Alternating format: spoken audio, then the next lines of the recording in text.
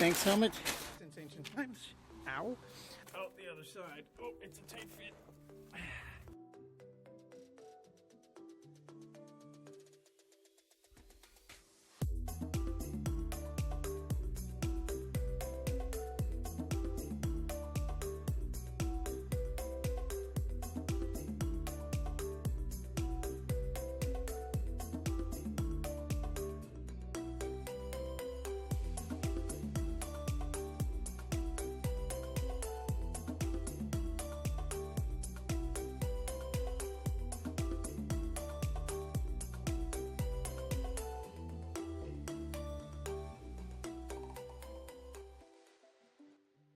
Hey everybody, and thanks for stopping by. Once again, it's in the signs, coming to you both from space, thanks Google Earth, and boots on the ground. We're clearly in Europe, and we're going to be visiting an area just north of Stockholm, which, believe it or not, has had concerns over the centuries of being invaded. While they're famously non-aligned throughout history and neutral in, say, World War II, they still have felt threatened from time to time. And about 100 years ago, a bunch of private citizens built some forts across the northern and southern areas to prevent land attack. This little suburb here is called Karby, and we're going to visit both through the air and across the boots in the ground area a variety of emplacements. For example, on this quaint little farm. And nearby in this little knoll, which I find hilarious, is right behind a giant recycling center. And as we stretch across all of this space, we'll get a sense of how this defensive system worked, the various states of repair that are in, and why it might be a fun place to go and visit. If you're a fan of Breaking Impossible, you know we get out there and trek around. The reason I'm doing this is because it just is kind of fun for me, and I hope to share it with you. These sites are in a whole bunch of different states, and some of them, as this one here is in the middle of a nature preserve, while others are more fully formed, although inhabited by a lot of graffiti and visits from local youths, I'm sure. Nevertheless, as you can see, these sites come to you in a form, and they form a giant semicircle around the entire Karby neighborhood. And they stick to the terrain, again, pretty seriously defensive. And while it may not look like it, and some of these things you can't really even see behind foliage and cover today, we nevertheless will visit them, and you'll get a good sense of why this is often called the sausage line. As you can see, this little concrete bunker there, they kind of look like sausages, and especially when you're on the ground.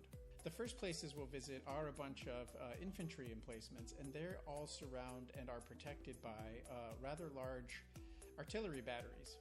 And while they're not much to look at today, it is pretty easy to imagine how they were.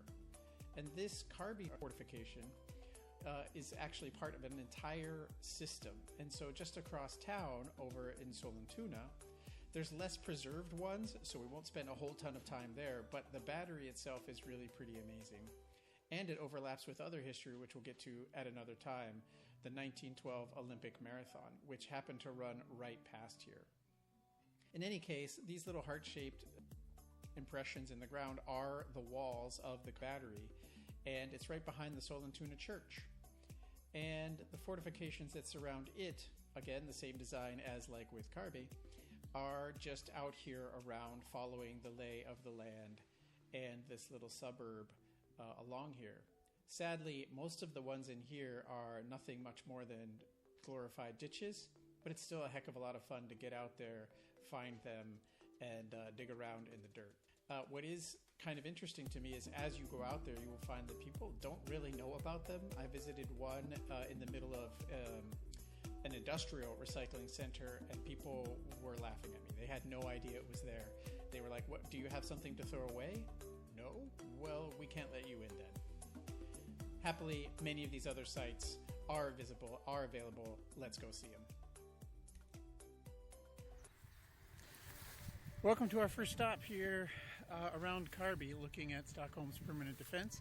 This is a portion of the sausage line, and this unassuming pile of rock here is the first outpost that we're going to see, and by the end of it we're going to see another one like it, but also how modern life has encroached upon all of these magnificent pieces of rubble from around around 100 years ago, built to defend the north from land invasion by the Russians.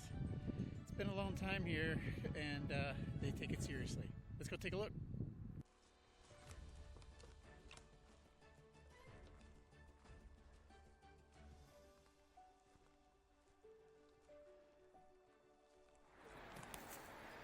Welcome to your second stop, our second stop.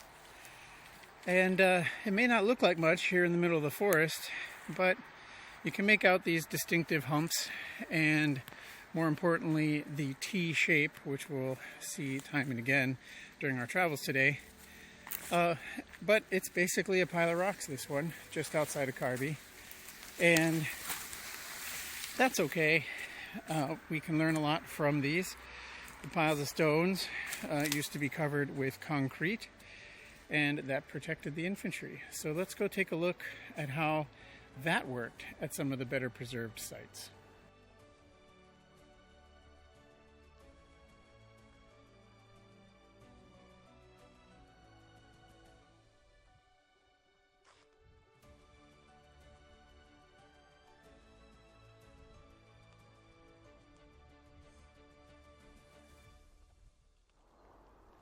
There's our third stop. And I particularly like this one. Doesn't it feel like you're walking up on a Star Wars Rebel base? It's a load of concrete here in the middle of another forest. But as we'll see, this one oversees a rather large plain and is within, about 1,000 yards, about a kilometer, of the next one over. And as we'll see by reading the signs, that's part of the purpose. The forts here, the infantry pits, are built for riflemen to stay inside, obviously, and shoot at things around them. They're supported by batteries back down the way, and they have the heavier duty firepower. But importantly, they needed frontline folks to observe, sight, and fire naturally. So here we are at this one, and we will walk around inside in a moment. You can see the T shape right along here, and it's even more spooky and impressive from the inside. But the next one we're going to see is a preview of coming attractions. It's basically straight through the V right over there. So should armies decide to march through this section, they would be under crossfire at the whole time. So as any dad will tell you, you can read a lot reading the signs, and this one is hopefully showing us those overlapping fields of fire I was just mentioning. The big black arrow is here, this site, the T shape. Over on the left of the colorful rays is where the sighting one, where our first stop was. And as you can see, and we were just pointing out, across this gap, this big field, about 1,000 yards away, is another site, which we'll visit momentarily. But before we do that, let's take a look inside and see how these worked, shall we? They're obviously pretty impressive, and from the ruins that we saw earlier, those are basically just under, well, these beer cans and Oreo cookies, because they would just pour concrete on top of them after digging out the trench, saving themselves some effort, building some strength. And the walls here are filled with these rifleman holes. Anyone who's familiar with these kinds of slits can tell you how a single rifleman would man each hole and swing left and right to have a wide field of fire while avoiding anything coming at them. So we go further into this. You can see that on each side they have those because these are expected to be overrunish. And they were all built before basically machine guns. Certainly airplanes were in use and tanks, and that's why there's such an emphasis on the infantry side.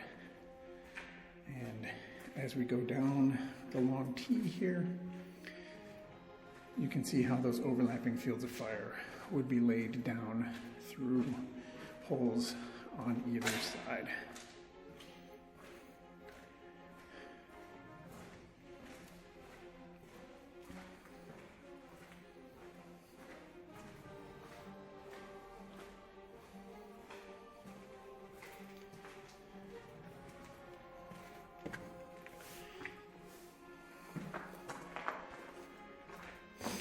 So if and when you do take a look on the internet about some of this, some people will tell you there were machine guns placed in these. According to what I've been reading, that's just not the case. As I said, these were built for infantrymen. They stand up on these stairs here, pointing their rifles out in all directions like a porcupine.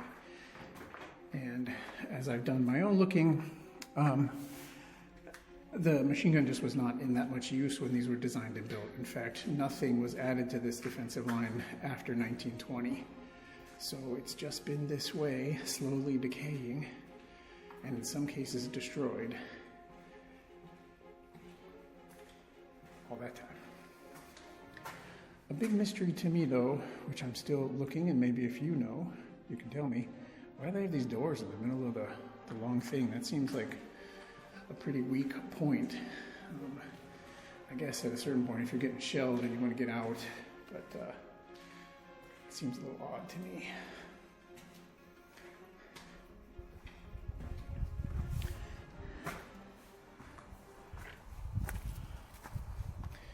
So, as I said, this is one of the better preserved ones, and to me, it's kind of one of the cooler ones, because it certainly is very much like visiting a rebel base. I kind of half expect Luke Skywalker to appear with a lightsaber and start dueling up on top there.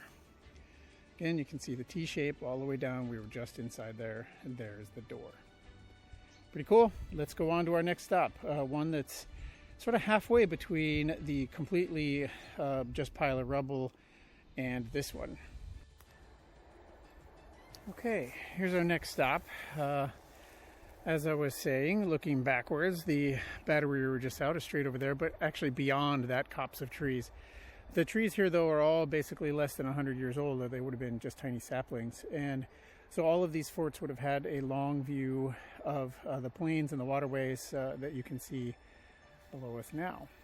As we turn, though, to this actual site, maybe you can now spot that distinctive hump, and this one I call sort of medium degradation.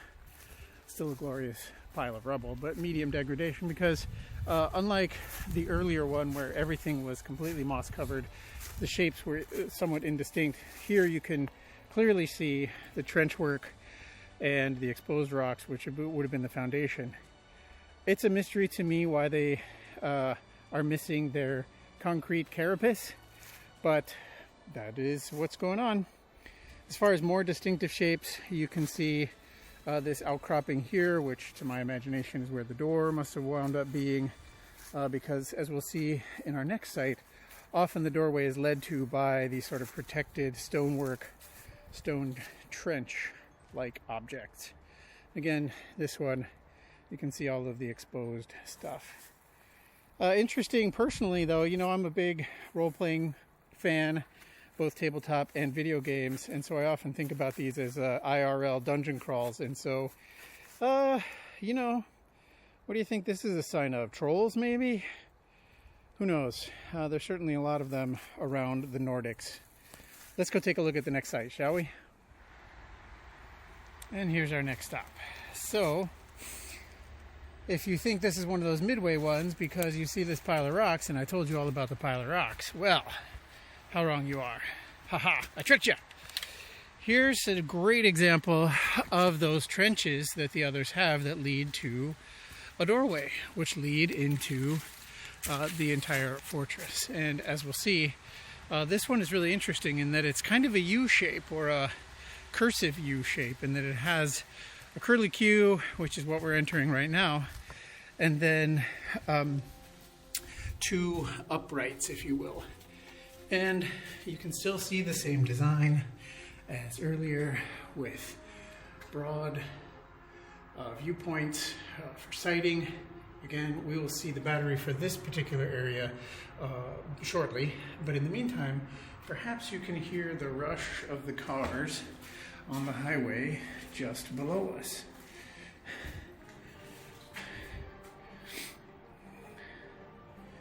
And we will see that that is indeed one of the major encroachments here at this site as far as modern life.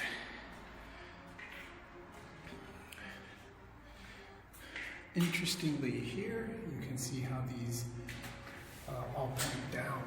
And that's because this particular one is up on a hillside. Again, we'll see that shortly. The blast door here, sorry, underfoot, give me a moment. Whoops. And obviously used a lot for parking. Why not? I mean, solid construction, lasts a century. What are the locals going to do now? More examples of this trench work. Again, you can see how it's born into the rock that is, chiseled out, making it very hard to spot. Swedish geology is a lot of this granite work. And so when you're looking at one of these concrete structures from afar, is it a rock? Is it a fortress? You won't know until it's too late. That's the trick, isn't it? So let's go into this other upright here. Take one more look inside.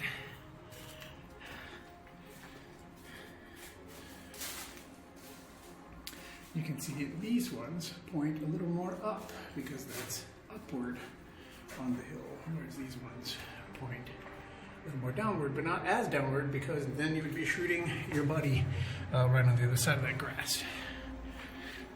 Well, on the other side of the grass in a concrete bunker, but you know what I'm saying.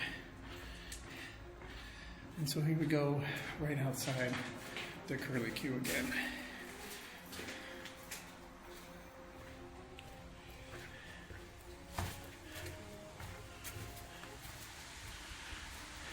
Let's see if we can't get a look up topside and see what they look like, as I was just saying. So we were just looking outside these ports here.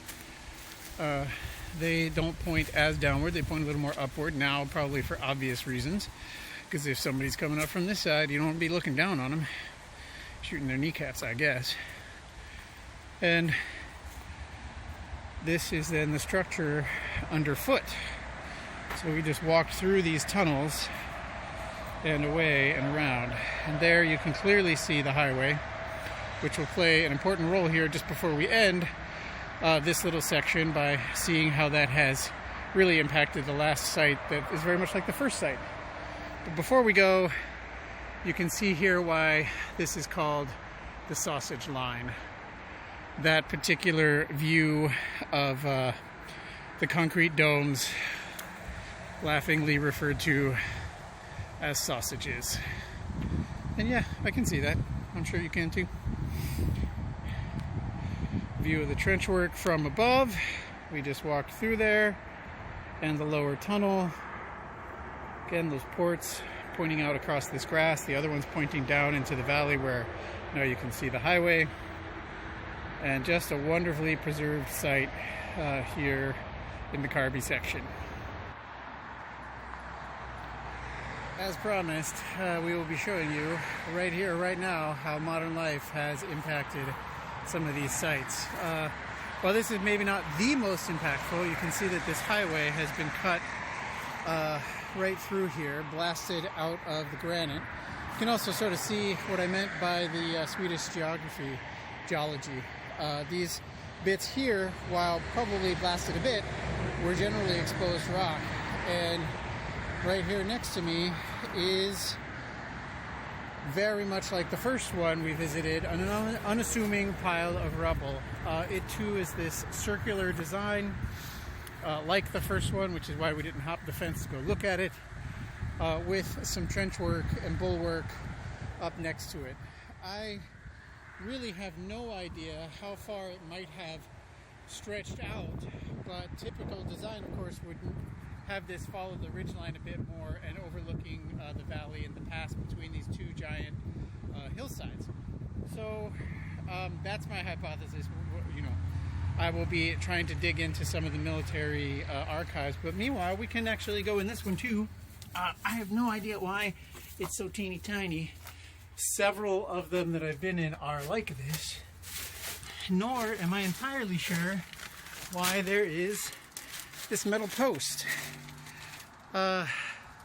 Like I said, many have said out there that these were for machine guns, but that does not seem quite right to me for a variety of reasons. including the age, the date, and so forth. In other sites I've seen in Asia and in America, these are for more like periscope, telescope, binocular things that can sight. And that would be important because right on the hill over there is where we just were. And that getting advance warning and prepared and being able to set up the crossfire, as well as the battery, which we're going to see now. This is the sort of edge on the north, and we're going to go down behind the line to find the battery, which of course had larger howitzers, cannons, and so forth. So again, a frontline sighting post being able to tell you where to fire and how well you were hitting it is probably important. It's my hypothesis. I'm sticking with it. On the way to the battery, I realized there's another site right here. So I decided to stop, and I'm really glad I did. Honestly, this is probably the best site so far that I've seen in exploring, I don't know, around a dozen of these. First, it starts with these open stonework ones, but at a bigger scale than I'd seen elsewhere. Again, you can see those distinctive shapes, these particular wallways inside. Again, I imagine that's where the door and so forth was, a little defensive point. But it just stretches and stretches and stretches down this way. It's about 100 yards or so. And then, as you might start to see in the distance a little bit, leads on to an even bigger complex. So again, I fully believe that these trenches that we've just been walking alongside, and we're going to pan real quick, were covered over at some point. I do not know why the concrete was removed or taken away, nor do I know how much concrete. Some of the reading I've done says that, you know, there were fortified trenches. Does that mean they were all covered? Who knows? I will try to do some digging in the military museum and the military archives. This is also an interesting, cool thing. As you can see, this is a fence post. You can still see some of the barbed wire attached to the ends there. And that probably dates to the 50s, 1950s. Go ask your grandparents' kids. The site did not have anything new built after 1920, but it was actually in use up until the 50s. So here we start to see the beginning of the larger complex that I was mentioning, and we're going to stop here at the top and just pan down, because you can see this trench work is covered over with a light bit of concrete. And I say light because the gun ports there, the murder holes, are small and at like ankle level. What's that all about? I have no clue. And then down there you will see a whole T-shaped structure similar to the ones we've seen. So let's go walk through this one too, and again see what we can see. You might notice also, just before we duck in there, this other trench leading up to it, this one also stretches for like 100 yards out that way, and this thing right in front of me is again that oddly shaped wall work. One other feature down along the bottom there, you can see the very squared off step where on the interiors, as we're about to see again, is where people stood and pointed their rifles down at the proverbial bad guys. So where did the good guys stay? Well, inside sheltered fortifications like these. Very similar to the other ones. Not sure if you can tell, but this one's much, much narrower. The others were about 2 people to 4 people across. This one is barely 1. So my shoulders are not scraping the walls, but certainly right there. And each little murder hole there has its own little step, as you can probably see as we march through here. One for each man. Which brings us to how these were staffed. There were about 40,000 people involved in the defense when this was active. And they were from what's called the lands defense. So it was part of the regular army, but not the army. I'll probably write that one up because it's a little complicated to explain while exploring. Anyway, this is the top of the T. We're about to go inside here. And again, you can see these ones are much bigger. So these are about 4 people across up on top of the steps and down the ways. Both sides of the top of the T here. The murder holes more spread apart with the angles for swinging one way or the other. Folks again say that these were machine gun ports, but I don't see any place where they would rest or sit or be installed. So I find that very hard to believe. But, you know, what am I? Well, this one seems to have been Blair Witched a little bit with some creative ironwork. In any case, you see that post, my hypothesis, those are for observational things, although it being inside the concrete bunker sort of puts shame to my hypothesis that it's a periscope of some kind. What would it poke through? Clearly not the roof. In any case, let's get out of here and then walk once around the whole perimeter, because my goodness, this place is really huge when you take into account the 250 feet, 200 meters of trench work just up the hill there. Like you can see the ferns at the top of the hill, which flashed in the camera moments ago. It's 100 feet that way, or 100 yards, excuse me, about 100 meters, and then the same the other way. And then this giant T structure, which, while we just walked around inside, is still pretty fun to come and see where they would have been looking, of course.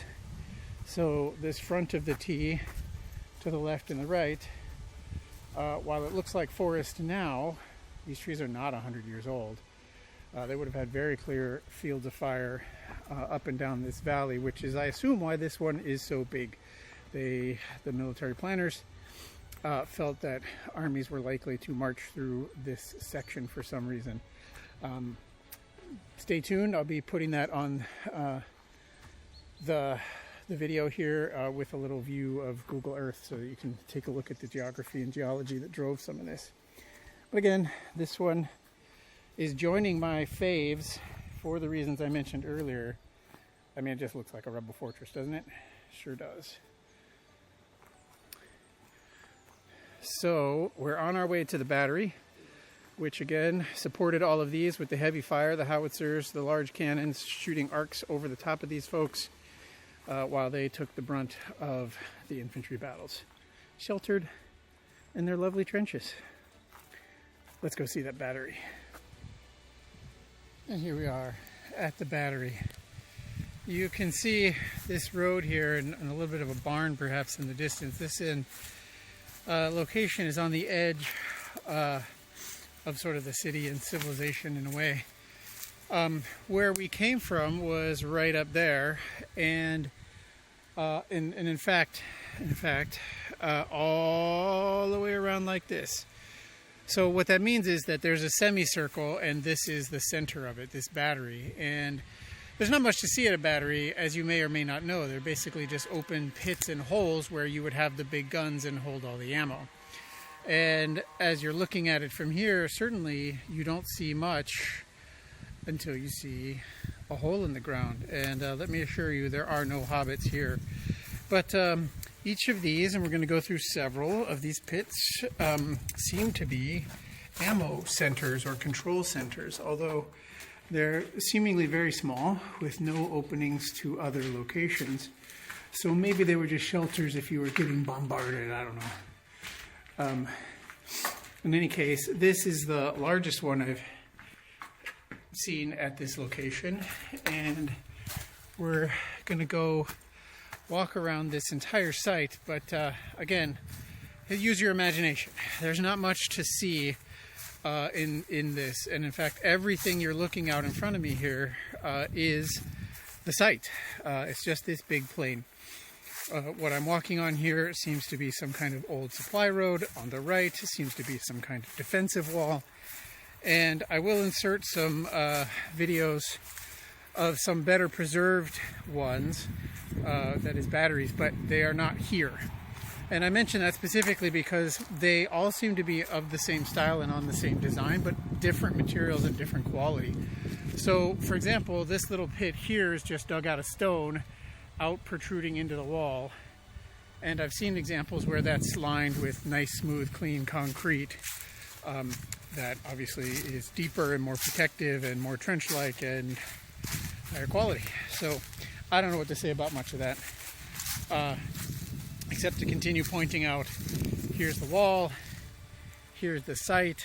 It's just a big, flat area with these particular wells and semicircles where the cannonry would live.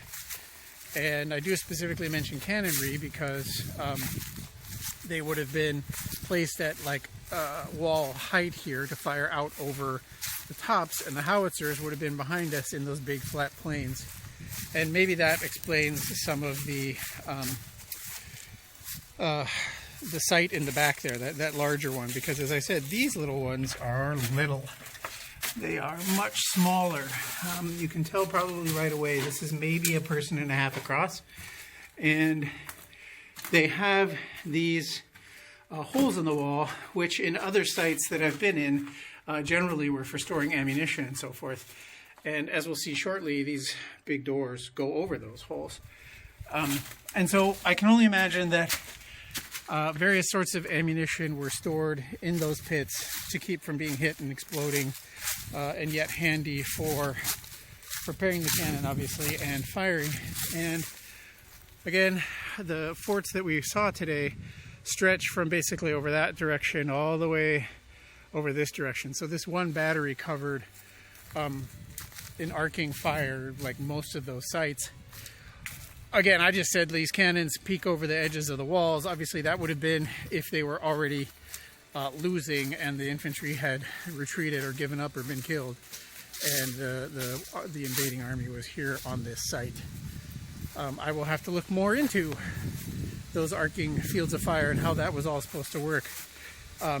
By now you can tell I find these sites fascinating, but in many cases they've just been forgotten. This particular neighborhood in Karby has done a pretty good job of preserving them. And as I said, here are some of the metal grates that you can see. No elevators, no holders, no what have you, but maybe about the right size for a shell of some kind. A little bit better example here with somebody's water bottle and some tea, because you never know when you might need tea. And out the other side, oh, it's a tight fit. For one last bay and semicircle. And also, as has been a theme, we can see the various ways that modern life has encroached on these sites. Here's a railroad that almost certainly didn't exist when this site was built, and also this road, which now borders the site, but probably took out a good section of it. I'm sure there must have been buildings and other kinds of sites, because in a rear position like this, you need a lot of staff, and it tends to be where your commanders can be and whatever. So that's our trip for today. I hope you've enjoyed it, and I hope you keep reading the signs out there, and we'll see you out there breaking impossible. Have some adventures.